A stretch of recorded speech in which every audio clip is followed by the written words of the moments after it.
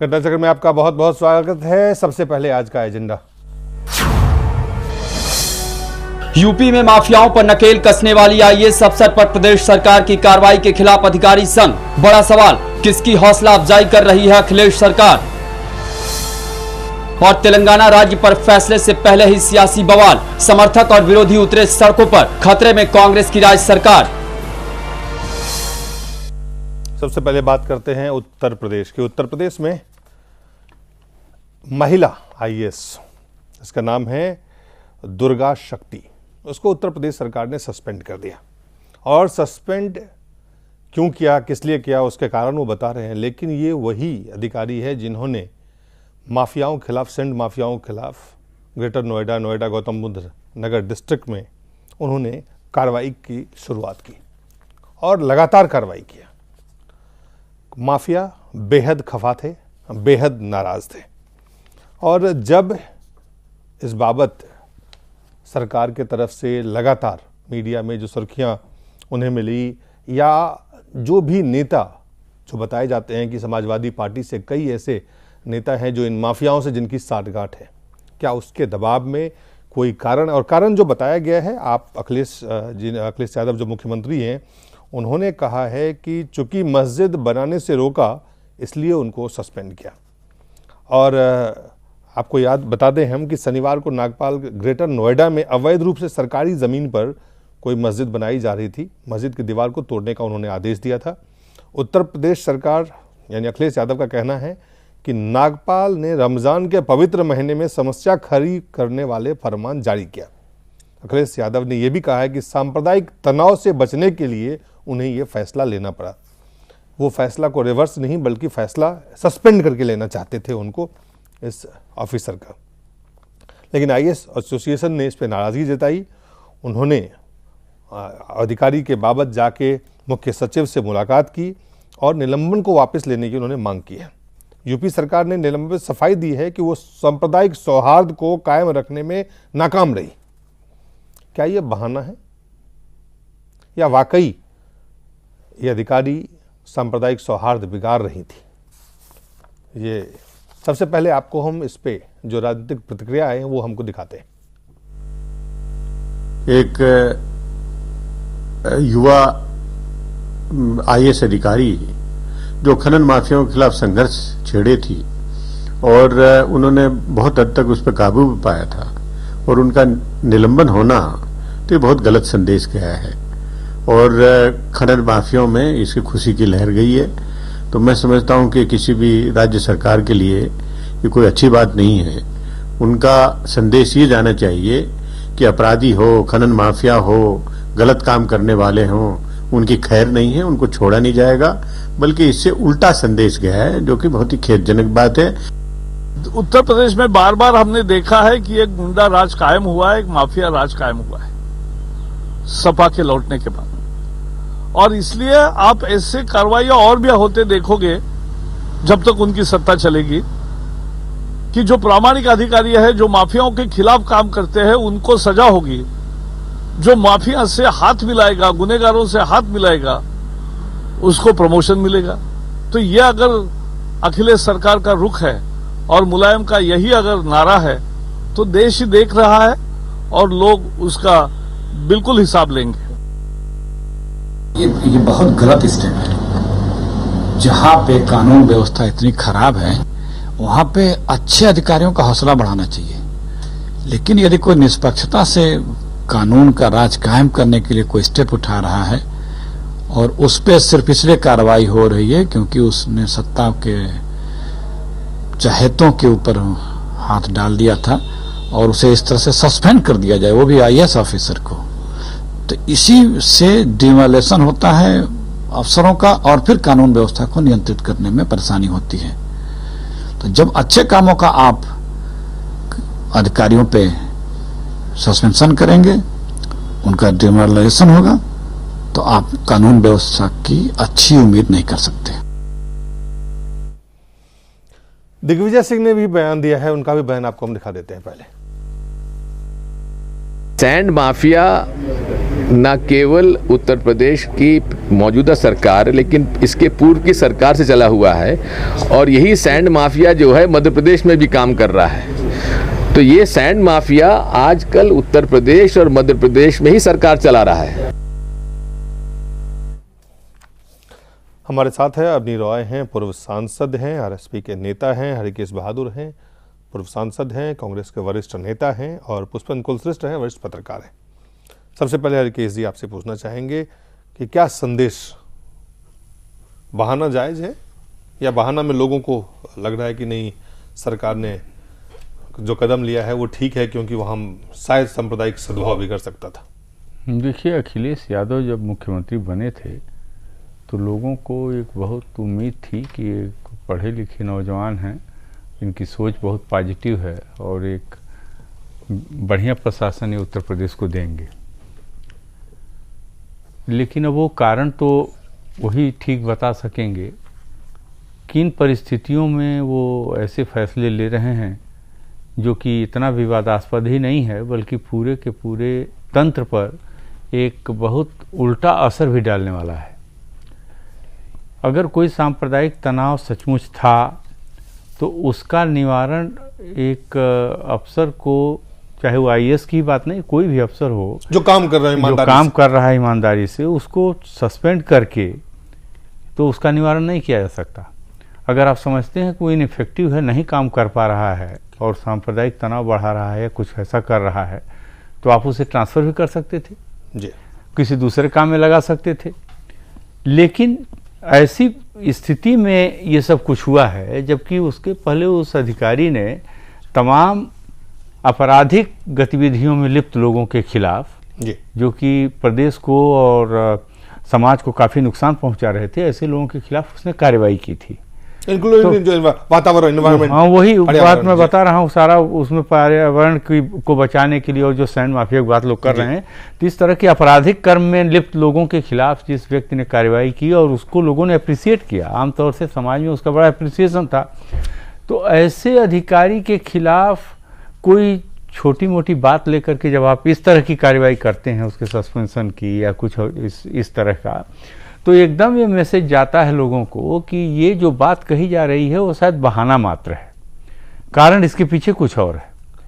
और ज़्यादातर लोगों की भावना यही है कि उसको जो सस्पेंड किया गया है वो उन लोगों के दबाव में किया गया है या उन लोगों को खुश करने के लिए जो कि तमाम तरह की आपराधिक गतिविधियों में लिप्त हैं वहाँ, खासतौर से वो सैंड का जो काम कर रहे हैं, खनन माफिया जो है, तो उसमें ये संदेश जाना इस सरकार के लिए बड़ा खतरनाक, बड़ा घातक है। अब पता नहीं मुख्यमंत्री के स्तर पर बैठे हुए व्यक्ति को ये बात कितनी समझ में आ रही है, वो तो वही बता सकेंगे, लेकिन वो जो कुछ उन्होंने किया है उसका बहुत गलत संदेश सारे देश में गया है। जिसने भी सुना है सबको लगा है कि क्या कर रहे हैं। अखिलेश यादव से कम ये उम्मीद नहीं थी। अगर उन्हीं के पार्टी के ऐसे बहुत सारे लोग हैं, अगर वो चीफ मिनिस्टर रहे होते और ये निर्णय तो लोगों का आश्चर्य नहीं होता। तब लगता है ये समाजवादी पार्टी का निर्णय है, लेकिन समाजवादी पार्टी के नए युवा चेहरा और तब मुख्यमंत्री जिनसे उम्मीदें थी, जिनसे वो काफी उम्मीद थी, अपने उस खास अपने उस इमेज, अपनी उस छवि पर इन्होंने एक बड़ा भारी तमाचा खुद मारा है। दादा 300 ट्रॉलियों को उन्होंने कब्जे में लिया लगभग, और खनन जो यमुना और हिंडन की नदियों पे जो खनन वहाँ पे हो रहा था, जो उसके रोकने के लिए विशेष उड़न दस्तों का गठन किया और लगातार इस पे काम किए। और इससे लगातार माफिया जो वहाँ पे थे वो लगातार बहुत नाराज थे, बहुत गुस्से में थे, लगातार कोशिश कर रहे थे कि इनको किसी भी तरह से यहाँ से हटाया जाए, ये अधिकारी यहाँ नहीं रहे। जब भी देखा गया है, ये पहली अधिकारी नहीं है देश में जो काम करने के और ईमानदारी से काम करने का, जिन्हें बहाना तर्क जो भी दे दें इस वक्त अखिलेश, वो लोगों को अभी डाइजेस्ट नहीं कर पा रहे। लोग लगा नहीं, आप कुछ भी कह लें, आप जिस तरह से फैसला आपने लिया है ये उचित नहीं है, लेकिन ये पहली अधिकारी भी नहीं है। ये ऐसा है कि उत्तर प्रदेश हो चाहे दूसरी जगह भी हो, हमेशा ये दिखाई दे रहा है कोई भी अफसर अगर ईमानदारी के साथ कुछ काम करते हैं। आपको याद होगा कुछ 2-3 साल पहले बिहार में ऐसा हुआ था जिसमें उनको मार दिया गया था जी, जो दुबे, जो सत्येंद्र दुबे को।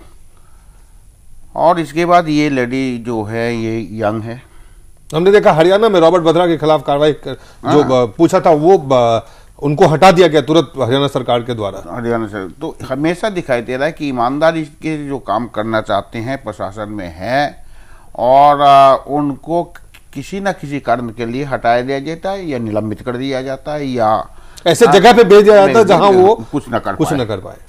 और एक बार उनके मन में हो कि हम अच्छा काम कर देते हैं, इसके पुरस्कार अगर हमको ऐसा ईमानदारी की सजा मिलती है तो ईमानदारी की सजा अगर मिलेगी तो वो तो बेईमान तो नहीं होंगे, लेकिन कम से कम मतलब वो दिलचस्पी वो जज्बात से काम नहीं कर सकते। और खास करके मैं यही बताऊंगा कि अखिलेश आने के बाद एक यंग लड़का, शायद उत्तर प्रदेश के साथ साथ पूरे देश की कुछ उम्मीदें थी कि एक यंग मैन है जो हम चाहते हैं कि भाई यंग मैन कम से कम पॉलिटिक्स में आए, एक सोच कुछ अलग हो, लेकिन इसमें भी दिखाई दे रहा है वही उन्होंने फंस गए हैं उसी जाल में कि जहां माफिया डिक्टेट करता है या माफिया जैसे चाहते हैं या कुछ दूसरे कारण के लिए ऐसे तत्व हैं जो चीज की फायदा लेके, जैसा भी कहा कि रमजान महीना की पवित्र महीना की फायदा लेके वहां पर बनाया जा रहा था जो भी है जी।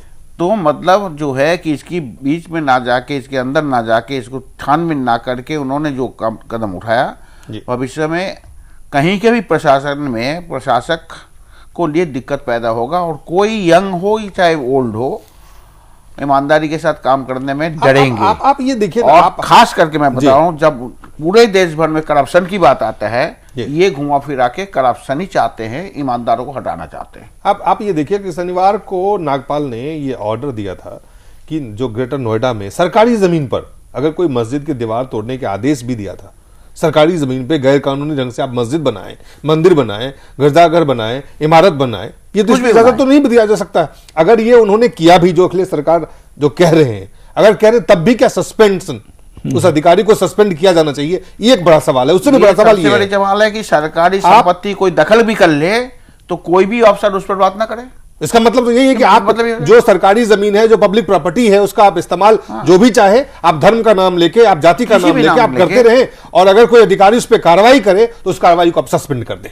जो अगर इस पुष्पेंद्र, ये क्या है उत्तर प्रदेश में क्या हो रहा है? देखिए, मैं जो बात अभी आपने कहा कि सरकारी जमीन के ऊपर चाहे मंदिर हो, मस्जिद हो, गुरुद्वारा हो, गिरजाघर हो, 2002 में सुप्रीम कोर्ट के डायरेक्टिव हैं कि सरकारी जमीन के ऊपर इस तरीके के निर्माण को अवैध करार दिया जाएगा और इसके लिए किसी सरकार से, किसी प्रशासन के आदमी को पूछने की जरूरत नहीं है, वो उसको डिमोलिश कर सकता है। तो एक बात बिल्कुल साफ है कि अगर वहां कोई मस्जिद का मामला था, उसकी दीवार का मामला था, अगर ये डिमोलिश भी किया गया है तो उसमें सुप्रीम कोर्ट के आदेश का पालन किया गया है।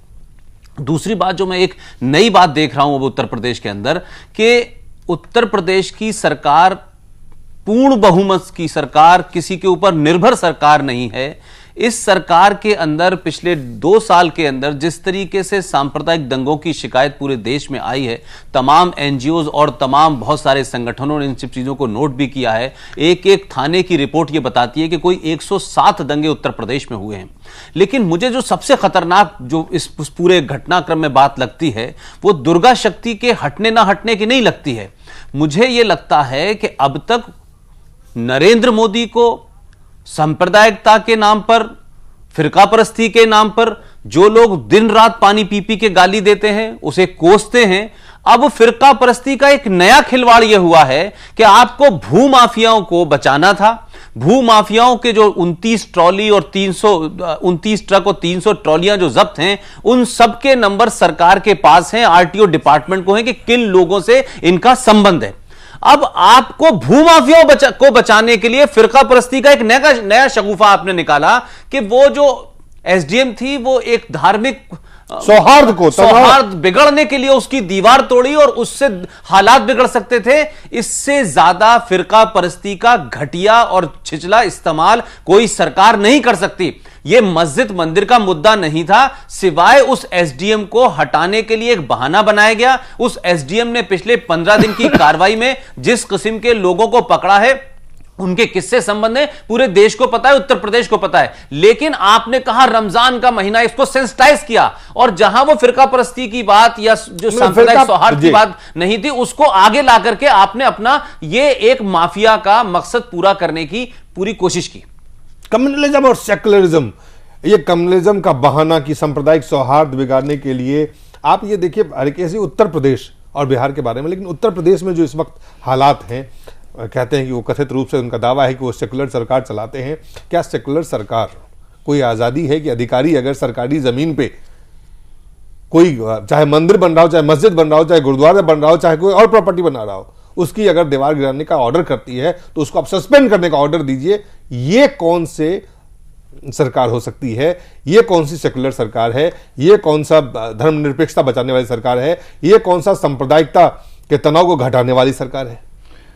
सेकुलरिज्म का कभी मतलब नहीं होता है कि कुछ ऐसा काम किया जाए जिससे कि समाज के अंदर आमतौर से लोग आहत महसूस करें। और ये इसको लोग ले रहे हैं, आपको लगता है कि यही कारण है या उसको किसी को ये आप खुश करना अगर इस तरीके से चाहते हैं तो वो भी खुश नहीं होता है।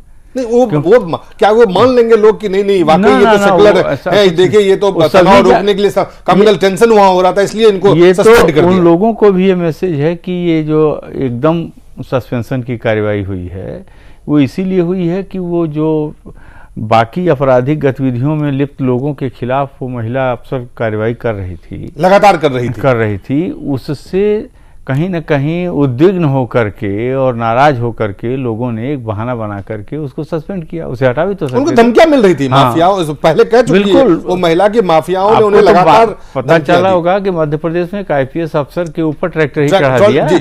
तो ये सब ऐसे अफसरों को जहां रिवार्ड करना चाहिए उनको कोई पुरस्कार वहां सजा दे रहे हैं, तो इसका मतलब यह है कि आप व्यवस्था को ठीक करना नहीं चाहते हैं। ईमानदारी से काम करने वाले लोगों की हर जगह मुसीबत है, हर फील्ड में मुसीबत है। ब्यूरोक्रेसी में जो हो रहा है आप देख ही रहे हैं उनके साथ क्या हो रहा है। यहाँ तक कि आप राजनीति में भी ये बहुत ऐसी स्थिति है। आज आप बहुत ईमानदारी के साथ अगर काम करना चाहें तो आपको कहीं न कहीं दंडित या उपेक्षित होना ही पड़ेगा। ये आप अच्छी तरह से समझ के चलिए, कुछ ऐसा बना हुआ है पूरा सिस्टम, और इसको ठीक करने की जिम्मेदारी अंत में अब जनता के ऊपर जा रही है। जनता क्या देखिए, नेता तो जो कर रहे हैं वो तो आपके सामने है, इन नेताओं कौन ठीक करेगा बताइए? हमको तो लोकतंत्र में इसके अलावा रास्ता ही नहीं दिखाई दे रहा है कि जनता कुछ करे। आप ये देखिए, और जनता अगर नहीं करती किसी भी कारण से, चाहे उसको पता नहीं है जो अज्ञानता और अभाव के कारण या किसी और कारण से, ये जो तो जनता भी अभी जिम्मेदार मानी जाएगी इन बातों की। आप भी सियासत को देख रहे हैं लगातार इस देश में, आप खुद हैं उसमें। ये जो कारण दिया गया है, क्या इसके दोनों मकसद हैं। एक तरफ तो जो माफिया के दबाव में या माफिया के सांठगांठ में या माफिया के असर में इस अधिकारी के खिलाफ कार्रवाई, और दूसरी तरफ अगर आप देखें तो जो उन्होंने तर्क दिया है कि रमजान के पवित्र महीने में समस्या खड़ी कर रही थी। तो यही तो बात है ना, ये दो जो चीजें हैं। जब आप कोई गलत काम करेंगे जी, तो उसको जस्टिफाई करने के लिए आपको ऐसे ऐसे तर्क ढूंढने पड़ेंगे जिन तर्कों जिनके लिए तर्क क्या वो इसको मानेंगे? सवाल ये है ना, वो कभी नहीं मानेंगे। वो तर्क हास्यास्पद हो जाएंगे। आज वो उन तर्कों जहां पे लगातार दंगे हुए हैं, आप दंगा को तो आप नहीं रोक पाए। दंगा के रोकने में आप बिल्कुल असफल रहे। वहां किसी अफसर को नहीं, वहां आपने सस्पेंड नहीं किया।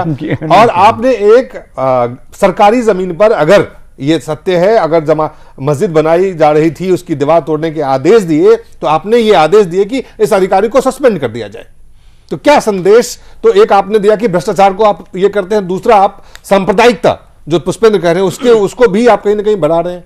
दादा दिलीप, इसमें एक लाइन और जोड़ दूं जी कि ये दुर्गा शक्ति नागपाल का सस्पेंशन में भी एक छोटी सी बात यह है कि ये क्या ऐसी इंपॉर्टेंट बात थी, क्या ऐसी आफत आई जा रही थी कि रात के 12:30 बजे सरकारी दफ्तर को खोल करके उनके सस्पेंशन का लेटर टाइप हुआ है। सवाल यह है कि ऐसा देश में क्या भूचाल आया जा रहा था कि जिसकी वजह से रात में 12:30 बजे आपने दफ्तर खुलवाया गया, उसका सस्पेंशन टाइप हुआ और उसको सुबह 4 बजे आपने पकड़ा दिया। ये जोड़ना चाहता हूं। उसमें ये भी सांप्रदायिक तनाव से बचने के लिए यानी प्रिवेंटिव मेजर था। उन्होंने ऐसा लगा कि ये आदेश से सांप्रदायिक तनाव बिगड़ सकता है। जहां दंगे हुए वहां उन्होंने कार्रवाई नहीं की, वहां उन्होंने अधिकारियों को सस्पेंड नहीं किया। अधिकारी का ट्रांसफर नहीं हुआ, एक अधिकारी का ट्रांसफर नहीं होता है, एक SHO का ट्रांसफर नहीं हुआ, एक सिपाही का ट्रांसफर नहीं हुआ। ये कौन सा युवा नेता है देश का?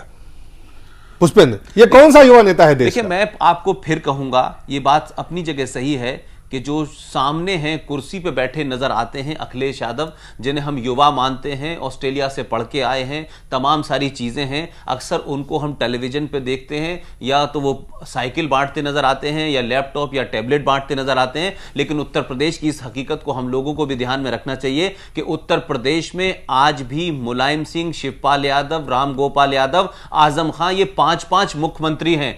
उत्तर प्रदेश की सरकार को वही पुरानी रणनीति के तहत चल रही है। सिर्फ ये पोस्टर बॉय बन के रह गए हैं अखिलेश ने किसी मामले में, अगर 2 साल में देखे तो अखिलेश किसी मामले में असर्ट करते तो 2 साल में उत्तर प्रदेश के आज जो लोग जिन्होंने इस सरकार को वोट देके बहुमत दिया, आज उनके सामने एक तरफ आप दे रहे हैं कि माफियाओं के खिलाफ कार्रवाई करने वालों के खिलाफ आप कार्रवाई करेंगे, और जहां तनाव हुआ वहां तो आपने कार्रवाई नहीं किया, जहां दंगे हुए वहां तो आपने कार्रवाई नहीं किया, और जहां आपको लगा कि दंगे होने की शक पे आपने अधिकारी को सस्पेंड कर दिया। दिलीप, इसमें जो सवाल ये नहीं है कि आपने कार्रवाई की, सवाल ये है कि आपने भू माफिया, सैंड माफिया, खनन माफिया को बचाने के लिए सांप्रदायिकता का इशारा लेकर के उसको हटाया है। सवाल ये है कि मस्जिद गिरी तो है ही नहीं, पूरा बहाना लेकर के आपने उसको कमलाइज किया और जस्टिफाई किया कि रमजान के महीने में, ताकि आपको मालूम था कि पिछले 15 दिन से ये लेडी ऑफिसर लगातार उन लोगों को पकड़ रही थी, उनके ट्रकों को उसने जब्त कर रखा था, उन पे पोल खुलने वाली थी। तो आपने रमजान का भी बहाना, रमजान के पवित्र मामले को भी आपने सियासी बहाना बना लिया, सियासी इस्तेमाल करा, अपना सांप्रदायिकता का नाम को भी आपने सियासी इस्तेमाल किया। ये इसमें इंपॉर्टेंट बात है जी। उसमें ने एक जो कहा कि रात को 12:30 बजे दफ्तर खोल के किसी के, मतलब जो ऐसा हुआ कि ये एक ऐसी आफत उनके सामने आ गई कि इसको अगर वो नहीं कर पाएंगे तो शायद वहां पर उत्तर प्रदेश में बहुत हंगामा हो सकता है। ये बड़ी दुख की बात है कि एक मुख्यमंत्री रात को 12:30 बजे आके दफ्तर खुलवा के करके जो, तो मतलब इसमें है कि उन्होंने ये सोच के आया था। दूसरी बात इसमें है कि उन्होंने क्या काम कर रही थी, माफिया को अगेंस्ट में काम कर रही थी, बिल्कुल, और माफिया को और उसके साथ कर सरकारी संपत्ति को रोकने के लिए।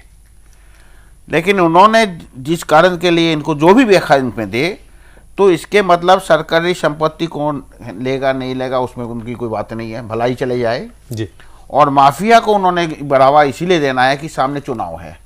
अभी हरकेश जी और जो बहाना दिया है उससे आप एक, हरकेश जी कह रहे थे कि जनता को आना चाहिए।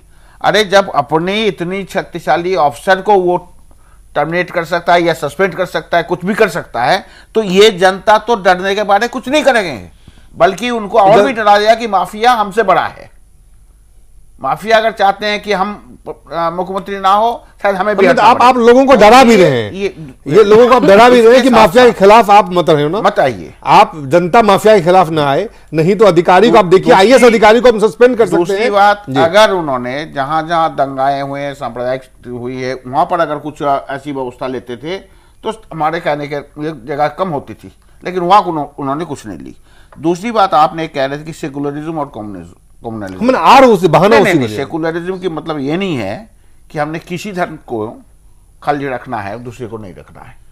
हमने या किसी धर्म विशेष को, धर्म निरपेक्ष हैं, तो इसमें हमें देखना है कि भाई अगर सांप्रदायिक दंगा की बात जो कर रहे हैं, तो ये सांप्रदायिक दंगा कैसे वहां हो सकता है, वो कैसे उनके दिमाग में आई?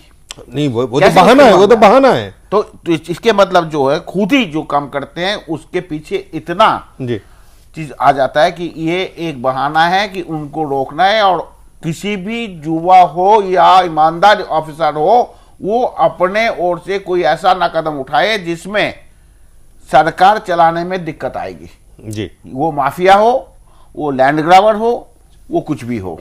नहीं, तो ये तो अब ये है कि अगर आप उत्तर प्रदेश में अधिकारी हैं, अगर उत्तर प्रदेश के लोग हैं, तो सरकार, अगर आप माफिया के साथ खड़े हैं तो सरकार आपके साथ खड़ी है, अगर आप माफिया के विरोध में हैं तो सरकार कोई भी बहाना, किसी भी एक्सट्रीम पे जाके बहाना बना करके उसको उस पर उल्टा कार्रवाई कर सकती है। ये मैसेज है। या माफिया जो है खाली उत्तर प्रदेश में है, लेकिन उत्तर प्रदेश की सरकार उत्तर प्रदेश में इस बात में ऐसा कोई नहीं है, लेकिन सभी जगह ऐसा आपको लगता है कि इन चीजों से जो अखिलेश यादव, चाहे वो मुलायम के कारण कर रहे हो, चाहे शिवपाल के, चाहे राम गोपाल, चाहे आजम खान, चाहे किसी के भी कारण कर रहे हो, उत्तर प्रदेश के लोग इसको स्वीकार कर लेंगे? ना कोई सवाल ही नहीं। देखिए जो हालत चल लेकिन रही ये है, क्योंकि मैं इसलिए पूछ रहा हूं कि जब भी समाजवादी पार्टी की सरकार वहां बढ़ती है तो इस तरह की चीजें बढ़ जाती है, चाहे माफिया का हो, चाहे अपराधीकरण हो, अपराधियों का दबदबा हो, ये तमाम चीजें बढ़ जाती है। हमारे देश में बहुत सारे फैसले राजनीतिक दलों के या सरकारों के वोट को ध्यान में रख करके होते हैं, और कई बार ये फैसले इस तरह होते हैं कि एक तरफ तो आप वोट ठीक करते हैं, दूसरी तरफ वोट आप खराब करते हैं, और कई बार आप ज्यादा वोट खराब करते हैं, कम वोट ठीक करते हैं। तो ये बैलेंस भी, ये तो वोट और नोट दोनों का है लगता है। जहां माफिया से नोट भी, सिर्फ वोट माफिया तो नोट देते हैं, और माफिया नोट देते हैं, चुनाव है जो दादा ने कहा, आपने भी कहा, तो यहाँ वोट और नोट दोनों का चीज है। एक तीर से वो वोट और नोट दोनों को सुरक्षित कर रहे थे। इस वोट और नोट के फैसले में जी कई बार जो फैसले होते हैं वो इस तरह के होते हैं जो इतने विवादास्पद हो जाते हैं, जिस पर आज हम लोग चर्चा कर रहे हैं। कुछ फैसले ऐसे भी होते हैं जिन फैसलों से लोगों को कुछ फायदा हो जाता है। तो ये अगर मान के चला जाए कि वोट के लिए फैसले ज़्यादातर होते हैं, तो ये ध्यान रखने की ज़रूरत है कि वोट के लिए अगर आप फैसले करो तो कम से कम ये ध्यान में रख करके करो कि इससे अधिक से अधिक लोगों को फायदा होगा।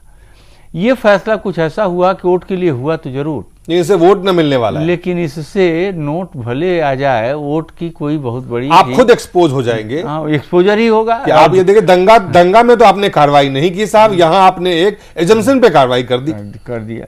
तो इसलिए तो पुष्पेंद्र, अखिलेश के लिए क्या साबित होगा? माया मिली ना राम। नहीं, देखिए बात आप सही कह रहे हैं। बात यह है कि उत्तर प्रदेश की राजनीति में कोई वोट ये सोच के नहीं देता है कि उत्तर प्रदेश का भला किसके हाथ में होगा। उत्तर प्रदेश के जो लोग हैं वो बंधुआ मजदूर हो चुके हैं, कैप्टिव वोटर हैं, एक पर्टिकुलर पार्टी के हैं, एक पर्टिकुलर पार्टी के हैं। उन दोनों के बीच में 5 साल वो होती है, उनसे जब लोग त्रस्त हो जाते हैं तो इधर आ जाते हैं, ये इधर से त्रस्त हो जाते हैं तो उधर चले जाते हैं। लेकिन ओवरऑल डेवलपमेंट, ईमानदारी, इन तमाम चीजों के लिए कहां वोट दिए जाते हैं? जो सबसे बड़ी इस पूरी घटना के अंदर मुझे साजिश नजर आती है वो ये है कि क्या अब हिंदुस्तान के अंदर अफसरों को हटाने के लिए, अफसरों को बदनाम करने के लिए इन कम्युनल कार्ड्स को खेलकर वो सेकुलर लीडर अपने हिडन एजेंडे को चलाएंगे कि किस तरीके से आपने एक माफिया, जो पूरा ऑर्गेनाइज्ड माफिया है उत्तर प्रदेश के अंदर, उसको बचाने के लिए आपने एक कम्युनल कार्ड खेला और उसके तहत आपने कहा सौहार्द बिगड़ने वाला था इसलिए हमने उसे हटा दिया। ना वहां सौहार्द की बात हो रही है ना बिगड़ने की बात हो रही है। तो मुझे डर यह है कि क्या आगे आने वाले दिनों में वोट की राजनीति के लिए इस तरीके के माहौल को खुद सरकार बिगाड़ेगी और फिर खुद उसको ठीक करेगी। यह खतरनाक ट्रेंड है। एक बात मैं आपको ऐड कर दूं, मुलायम सिंह जी ने अखिलेश यादव को मुख्यमंत्री तो बना दिया, लेकिन